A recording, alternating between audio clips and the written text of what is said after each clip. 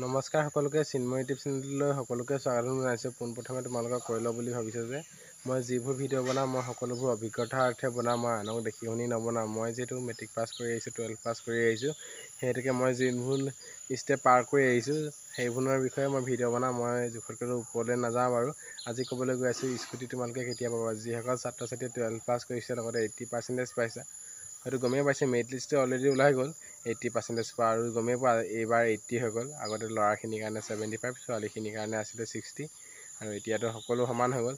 আৰু স্কুটি প্ৰদান কৰা প্ৰচেছটো অলপমান দীঘলীয়া হয়, কিয়নো অসমৰ বহু ছাত্ৰ ছাত্ৰীক দিব লাগিব, হাজাৰ হাজাৰ ছাত্ৰ ছাত্ৰীয়ে স্কুটি পাব। আৰু পোনপ্ৰথমে চেৰিমনি পতাৰ আগতে তোমালোকৰ আকৌ মেৰিট লিষ্ট মাৰিব, ডিষ্ট্ৰিক্ট ৱাইজ পাব্লিছ হ'ব মেৰিট লিষ্ট, আৰু সেই ডিষ্ট্ৰিক্ট ৱাইজ মেৰিট লিষ্টখনত তোমালোকৰ নাম থাকিব, লগতে স্কুল বা কলেজত পৰীক্ষা দি নাম থাকিব, লগতে কাষতে আৰু এখন কলেজ বা কোনোবা এখনৰ কলেজৰ নাম থাকিব যে তুমি কোনখন কলেজৰ আণ্ডাৰত এপ্ৰিচিয়েশ্যন চাৰ্টিফিকেটখন পাবা।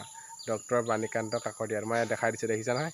এই চাৰ্টিফিকেটখন আনিবলৈ যাওঁতে পোনপ্ৰথমে 12ৰ সকলো ডকুমেণ্ট নিয়াৰ লগতে তুমি নিব লাগিব কলেজৰ প্ৰুফ এটা। তুমি যে কলেজৰ এডমিশ্যন কৰিছা সেইটো দেখাব লাগিব নহয়, তাত সেইকাৰণে প্ৰুফ এটা নিবলৈ তুমি আই কাৰ্ড লৈ যাবা। আৰু আমি যেতিয়া আনিব গৈছিলোঁ এপ্ৰিচিয়েশ্যন চাৰ্টিফিকেট, তেতিয়া মই BA ফাৰ্ষ্ট চেমৰ এক্সামেই দিছিলোঁ, মই ফাইনেল এক্সাম, আৰু তেতিয়া মোৰ এডমিট কাৰ্ডটো আছিলে, এডমিট কাৰ্ডখনো মই দিছিলোঁ। কলেজৰ আই কাৰ্ডটো নিবলৈ নাপাহৰিবা। গম পাইছে আজিকালি যিহেতু কলেজত এডমিশ্যন কৰিলেহে তোমাক স্কুটি প্ৰদান কৰিব। আৰু সেই মই যেতিয়া পাইছোঁ এপ্ৰিচিয়েশ্যন চাৰ্টিফিকেটখন আনিছোঁ মই জানুৱাৰী 3 তাৰিখ মানে, আৰু 7 তাৰিখে মই স্কুটি লাভ কৰিছোঁ। ডিলাৰলৈ মাতিলে আৰু সকলোবোৰ ডকুমেণ্ট লৈ গৈছোঁ, লগতে ষ্টিক ফাইল এতিয়া কম্পালচৰি হয়, তোমালোকে লৈ যাব ঘৰৰ পৰা।